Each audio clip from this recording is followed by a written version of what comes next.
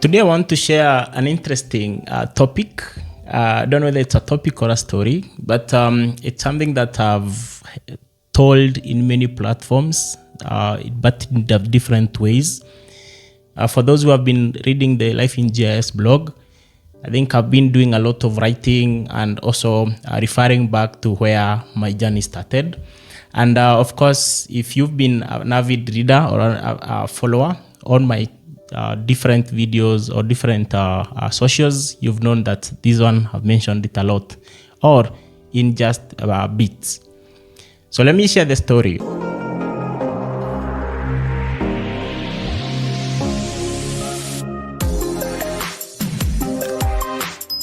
It's 2011 when of course in Kenya where you get to finish your high school, there was that period where one would stay out of school for a period of about 2 years, and then within that period people used to do a lot of things, maybe computer lessons. They would go learn some new skills in computers. That time computers were just like was the big thing, and everyone was trying to basically get that skill that would get them to the next level by the time someone got to campus. And then one day a letter comes, and opening it, you're like, you've been admitted, or you've been shortlisted for a course. And this course was basically a very long name in my perspective by that time. And the course was the Geographic Engineering and Geospatial Information Systems. And I was like, oh my. I never heard of such a course before. I remember during selection times, we wanted to do a lot of things to do with things to do with engineering. And I remember in some of the days when we went to do the selections, I picked, I think, was it purchasing, sales and purchasing, and I also picked mass communication. So in my 2-year period when I was just waiting, I thought maybe one day I'll be a journalist, or another way probably I'll be someone who is doing sales and purchasing. And then now here is a letter that says that we need to do geomatics, engineering, and geospatial information systems. Of course, for those who have been through that phase, you know that it can be tough because you've been admitted for a course that you've never had in your life. All the people that you know who've been to campus, your community members or people that are around you, no one has ever told you about such a course, and it's your first time you've heard of it. So the best next call is basically to ideally get to understand what this means. And I remember asking some of the guys, that is some of the elders from my place, like, have you ever heard of such a course? Do you know anyone who has ever done this? And then only one elder, I remember, who basically told me, I think it's something related to surveying or something that is near with mapping and all that. By that time, it was very new to me because I was like, surveying. So what's surveying? Of course, we heard of the conventional surveyors, whereby we knew here in Kenya, we would associate them with land. So whenever you heard of surveying, it's like, okay, this guy is the guy who like subdivides the lands and all that. So I remember doing a lot of consultations, going around looking for information. At that time, the internet, of course, you needed to get to a cafe, a lot of like mobile phones that you could use to get internet access were basically there. And because I didn't have such a device, so I had to basically get to a cyber cafe. I did some research and I was like, okay. So I wouldn't lie to you, but the first search that I did, I saw University of Calgary. That is where I saw such a course being offered. And then from there, I looked at Kenya and I was like, okay, I saw Jomo Kenyatta University and I was like, okay. So I've been admitted to a different university than Jomo Kenyatta, yet I've not seen them on the internet as if they're offering such a course. And I was like, it's a doubting moment whereby you're like, okay, so how this university, I've never heard of it. This university, basically, so there's an issue. I've never heard of the university. I've never heard of the course. And I'm supposed to convince my parents that this is a good course and I need to go do it. So a lot of research came through, and I remember that time I was at the time I was undertaking a diploma in IT, and doing my research, I was like, okay, I think this is fate, and sometimes fate takes you to places where you never expected, and I decided let me just follow it, and we went through. So it came to admission day, and we are there finding some now my to-be colleagues in school, and everyone is like, yeah, I selected the course. And I'm like, you guys, which schools were you in? Because I've never heard of such a course, and apparently I had the first index. So it was so strange, and I was like, okay, let me just assume, or let me just see how the first 2 months will be. And if I'm not happy, I'll basically switch to either computer science or IT, because that time I had already completed my diploma in IT. And after that, I was able to basically stay on course. I remember interacting with the lecturers, with my colleagues, and over time, it started coming through. But now the biggest question was, I was in school for more than a year, doing my diploma, and then here there's a course that has, like, it's so different from where I'm coming from. So will all that time that I went for the diploma, will it just be a waste? Or can I find a way I can merge these two ideas, or these two skills, to basically form a skill set for the future, and that will give me a good future? So I think at the time, most of the, even the students or even the lecturers themselves, the advice or the details that we were sharing were a bit different, or were a bit like short-lived, because you do a research and then you find probably in Canada or in the US, they've done something different from what you are told this thing does. And then, but now the good thing is that sometimes, as I usually say, in this industry, you have to be your own, do a lot of research, go to resources, or find the resources that can help you move forward. So I did that, and I was able to find a lot of information, and I learned what GIS is, and now I could start embrace it. And the day I found that I could actually merge my GIS skills with my IT skills, that I was so happy, because I knew now my diploma will not just be for waste. So fast forward, I met some two colleagues who were also very interested in computers, and they also had some ideas on programming and all that. And coming from my diploma, and for information, diploma was tough, because we did all the things about hardware, software, web designing, and all that. So by the time first year, second year in campus, I was able to actually do some of the practice and be able to actually do some things. So by that time, we decided to come up with a group where we could teach each other things to do with code. And that's how we were able to come up with a group within the university. I think the group is still active today. We used to call it GDev. And that group, we were able to teach other students or other members who wanted to join the group. And we would actually teach each other. You go do the research, and then we meet on Friday or Saturday, and you'll teach us what you've learned.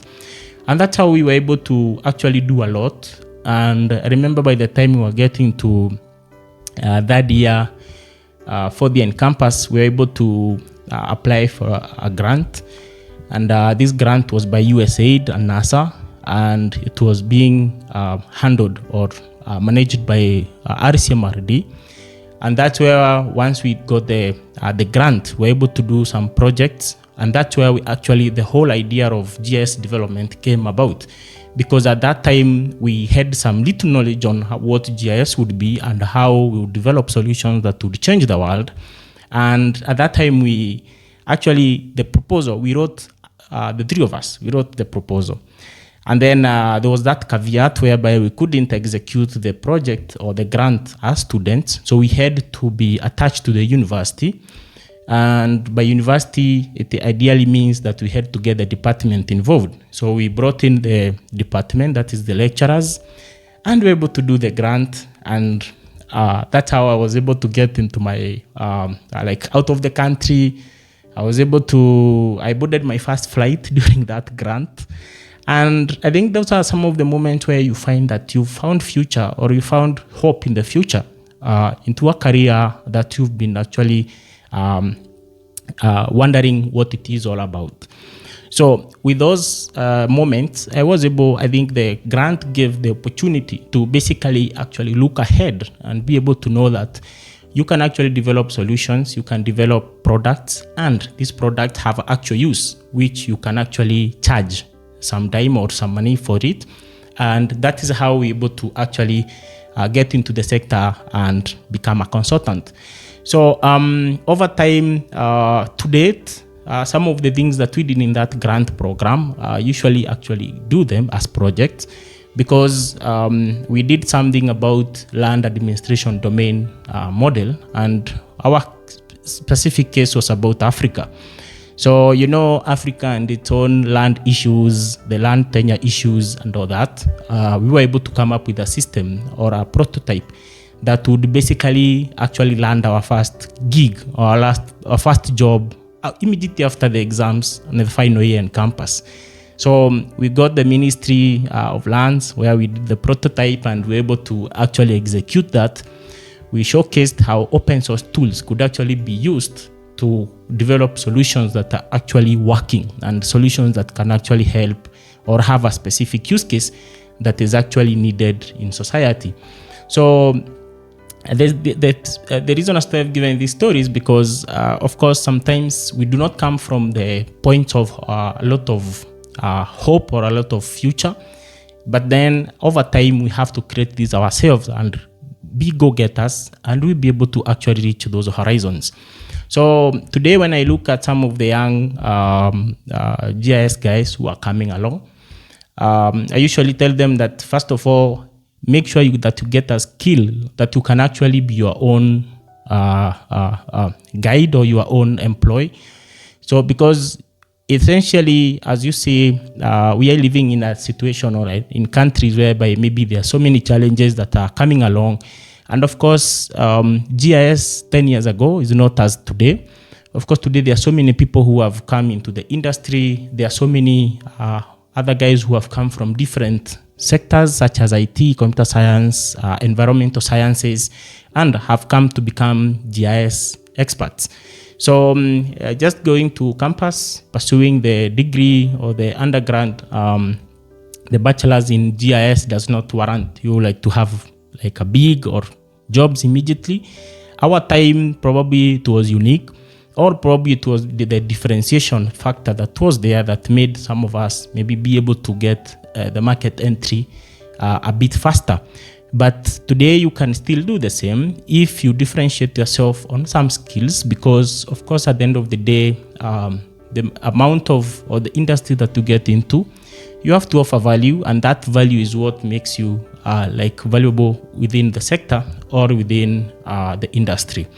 So at the end of the day, if you get chances of getting those courses or skills that can actually spin you ahead, kindly take those, because at the end of the day, more so, I remember in campus, there was this industry lead who came to our university for a talk. And one of the elements or one of the things that actually I got from him was that he told us that in campus, if you get an opportunity to get training on anything about GIS, be it a software, be it a library or anything that is there, go for it, because out here, those courses are so expensive. Some of us actually thought maybe it was a lie, but coming to the industry, you realize that it is true. So for paying a course or paying for a training yourself, it's a bit expensive, while some of those training you get for free in school. So if an institution comes and needs to train you for the weekend or for a day or for an afternoon on a specific course or a specific tool or a specific library, kindly pay attention, because that is free information or free knowledge being transferred to you freely. once you are out here, you realize that either you need to pay for a course, or you need to get some books, you need to purchase a book, you need to purchase a guide for you to basically be able to understand some of the concepts.